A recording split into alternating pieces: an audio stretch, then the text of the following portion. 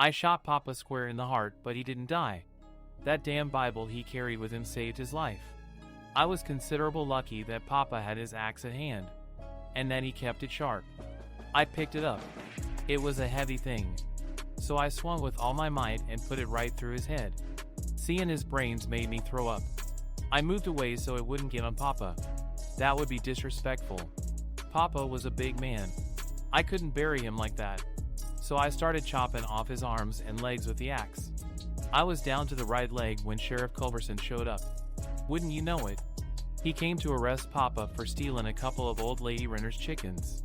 Papa didn't have to worry about that now. Hell, he didn't have to worry about the drought or where his next bottle come from. Either. I reckon I did him a favor. Save on him from all that worry. Sheriff Culbertson looked at me and looked at Papa. I done threw up again, so the smell was something terrible in the vicinity. I looked at the sheriff. He was shaking his head and had a sad look on his face. I reckon he didn't want to take a 19-year-old girl to jail. Especially me, seeing as how I was his daughter's best friend. Maybe he'll let Cassie visit me in jail. The jailhouse only had the one cell. That door clanking behind me sounded like what Mama would call ominous. I kinda know what that means by the words around it. Corntex. I think they call it. I would know a lot more if Papa would have let me go to school. He said girls don't need school.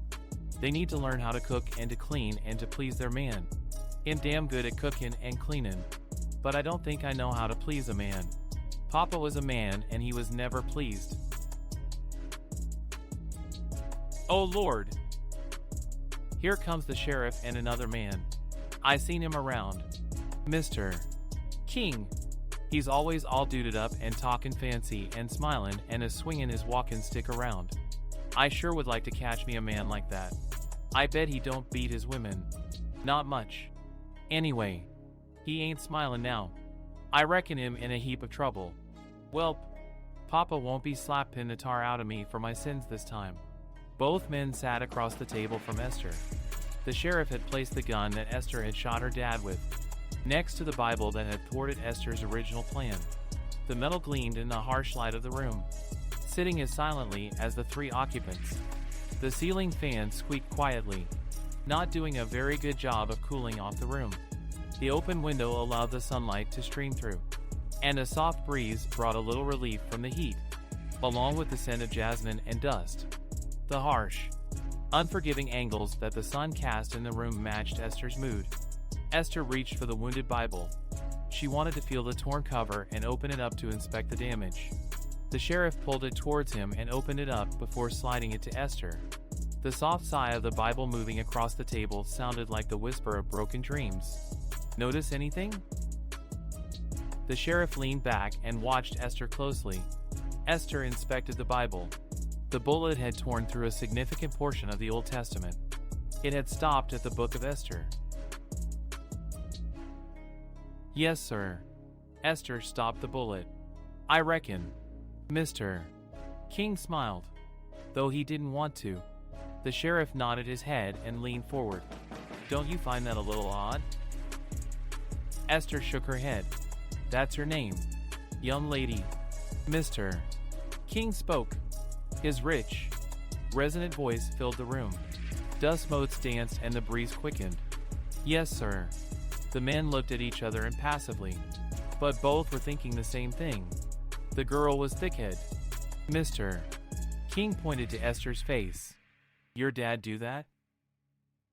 Her black eye and a swollen nose did all the testifying for her. Yes, sir. Told me I should have caught a man by now. And he weren't gonna feed no old maid much longer. He been drinking? Sheriff Culbertson leaned back, crossing his arms. He already knew the answer. Yes, sir. Mama always says that Papa only drinks on days ending with a Y. I reckon that's true. Esther played with her hair, twirling it between two fingers. She looked away from the men and gazed outside, lost in her own thoughts. So you decided to shoot him? Yes, sir. But the Bible stopped the bullet. Yes, sir. Mr. Kind leaned forward and stared at Esther, causing her to blush. That was when you decided to take the axe to his head? Esther stopped playing with her hair and sat still for a moment before answering. I suppose so. Papa would have killed me if I didn't kill him. You feared for your life? Mr. King continued to stare intently at Esther. Yes, sir. Mr. King abruptly stood up and shook the sheriff's hand. I have all I need. He left quickly, so quickly that it startled Esther. She looked at the retreating back and worried that she had offended such a gentleman. Am I gonna get the chair? The sheriff stood slowly, as if it hurt him to do so. He closed his eyes for a moment before answering. His voice, when he spoke, was softer than Esther had ever heard it. No, you'll get 25 years in the women's prison in San Antone. Minimum. Esther started counting on her fingers. You'll be about 44. Esther. Damn. I reckon he'll be too old to catch a man by that time. The sheriff felt his chest tighten just a little at those words. And Mama? How old'll she be? How old is she now? Esther paused, deep in thought. Says she was born in 1901. Then she'll be about 60. Esther nodded, standing and smoothing out her skirt. Reckon she'll take me back when I get out? The sheriff scratched his forehead and looked at the floor. I don't know, honey. I just don't know. They're calling us heroes. The newspapers. That is. I suppose we are. But I don't know that I feel heroic. I do, however, feel a difference in me now that Papa's dead. Liberation would be the word. Papa would have hit me if I had ever used that word in front of him. Papa had been drinking, of course, and smacking Mama around. Cassie and I were hiding out in my room, wondering when it would all stop. At one point, I heard Mama scream. That's when I went out to investigate. Papa was pointing a gun at Mama. I didn't even think about what to do. I just did it. I stepped in front of Mama just as Papa shot. The bullet hit my Bible. Yes, I carried a Bible with me, right over my heart, but only when I was wearing overalls. It was fortunate that I was wearing them at this point. I staggered backward and fell. The impact of the bullet stunned me. Mama fell as well, trying to hold me up.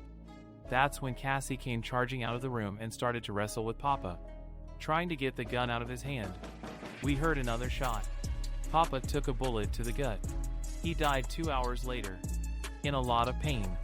Cassie stood and fairly sprinted out of the house. She came back a few minutes later with her dad, the sheriff. The look on his face was one that will not soon leave me, pinched and drawn, with worry written clearly in the eyes. Mama should have never been home. She was supposed to go to San Antonio to see her sister, but Papa beat her so bad the night before that she refused to go. I believe that Papa beat her so severely so she wouldn't go. He was like that. Cassie shouldn't have been there either. Her father told her never to go to my house when my Papa was around. But Cassie often defied her father. Her father was so relieved that Cassie wasn't injured or killed that he never punished her. On the contrary, he hugged her tightly and kissed her on the cheek. I had never seen him do that before. I'm supposed to write a story for the newspapers. The one in San Antonio wants to give me and Cassie $50 each for our story. An astounding sum. Some rich people in San Antonio also want to give us full scholarships for college. Imagine going to college. It's in Denton, but that's even better. Cassie and I can get away from the blight of the hill country and experience a different kind of life. A different kind of life. I'm filled with a substantial happiness. And I wonder when it will leave. Never. I hope. The real hero is Mama. And he'll make sure the newspapers know that. All those years of insisting that I go to school. Even when Papa beat her for her sass. He called it that. Anyway, it was grit and toughness and love. He'll call it the stuff that heroism is made of. That has a nice ring to it. And it's the truth. All 3 steps to the elevated porch squeaked under Mr. King's tread, though the man was not heavy. Like the rest of the porch area, they needed paint. Rusted nail heads poked out of the wood. loosened by years of neglect and hill country weather. The evening was soon to turn into dusk. Just spoke to the judge. Cassie ain't to be charged. He said she did us all a favor by shooting that man. Sheriff Culbertson didn't show it, but a wave of relief flooded his body. He relaxed a little and felt his breath coming easier. Mr. King sat down and lit a cigar, offering one to the sheriff. Both men took some time to light their cigars, ensuring that they had a proper draw. This was not a task, but a ritual, and it was not to be taken lightly. The sheriff went inside his house and returned in a few moments, bearing a bottle of whiskey and 2 small tumblers. Each man filled their glass to the amount desired and sipped. Mr. King grimaced at the first sip, then took a second, larger sip. I reckon she did us all a favor. Sure, but it was an accident. And damn happy the judge was of the same mind. The sheriff said. He took another sip of whiskey and sat his glass down, concentrating on puffing his cigar and enjoying the news. You know, I'm surprised one of those women hadn't killed the man before. He sure liked to beat his women. Mr. King said. The mama. The sheriff said. Mr. King turned his head slightly. Pardon? The mama. She made that girl, Esther, get an education. I hear she took a beating or 2 for her daughter. Damn fine woman, in my opinion. Mr. King nodded and smiled. He had already heard the news. You went to visit the widow. I hear. The sheriff glanced at Mr. King and then quickly glanced away. Offer my condolences. In an official capacity. The sun had disappeared behind the horizon, bestowing faint light and beautiful colors to the sky.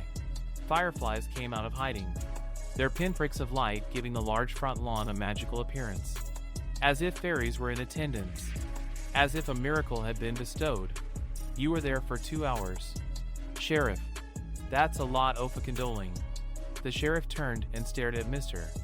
King, his steely blue eyes narrowing a little. Mr. King laughed and hastened to explain. The old biddies in town. You know what they're like. Most of them had you and the widow making a baby during your visit. Vicious old cats. The sheriff spat out the words. Makes sense. Though, you and the widow, Esther and Cassie, are best friends. They'd be tickled pink to become sisters, so to speak. And the widow's a fine, strong woman. You done have us at the altar. Mr. King tamped the ashes from his cigar onto the porch and scuffed them with his boots. He poured himself more whiskey and watched the fireflies perform their chaotic, beautiful dance. Your wife's been gone for 12 years. I reckon you grieved enough. Sheriff, I figure the widow's grieving was non-existent. Can't really miss a man that beats you. Can you? The sheriff poured himself another 3 fingers of whiskey and stood at the railing beside Mr. King. He sighed and turned to Mr. King, handing him a $1 bill. I'm hiring you for a 2-minute consultation. Mr. King. Mr. King looked at the bill and put it in his breast pocket. What's on your mind, Sheriff? The sheriff paused for a moment, trying to get the words out of his mouth. I heard Esther and Cassie talking one day last year, just before Christmas. Esther was telling her that she wanted to shoot her daddy dead so he'd stop beating her mama. Well, that froze me. Mr. King looked at the sheriff, a thoughtful expression creasing his face and pursing his lips. I figure she would have done it one day. Sheriff, I guess Cassie took care of that. Though, the sheriff sighed. I reckon. So, why the $1? We got attorney-client confidentiality now, right? Mr. King laughed, nodding his head. Yes, very clever, Sheriff, but I wasn't going to divulge that little piece of information anyway. I expect a receipt when you get to the office tomorrow. Yes, of course. Come by after work. Sheriff, and he'll buy us a couple of beers. I seem to have an extra $1 in my pocket. The night darkened and the breeze stilled. Even the fireflies slowed down. Soon, they were gone, letting the darkness of the night have its way. Both men remained silent. Cigar smoke curled and drifted upwards past the porch lights, disappearing into the blackness. Mr. King left after finishing his whiskey. See you tomorrow, Sheriff. And I'll expect a wedding invitation. I want that receipt. Young man. The rest of the night passed as it should have. Frogs croaked lazily. Crickets chirped. And lights winked out one by one across the countryside. Two young ladies were dreaming of adventures at college. One sheriff was thinking of matrimony. And one widow was contemplating the mysteries of fate and providence. The Bible with a bullet hole in it was, in due time, returned to its rightful owner. The whereabouts of the mangled Word of God is currently unknown.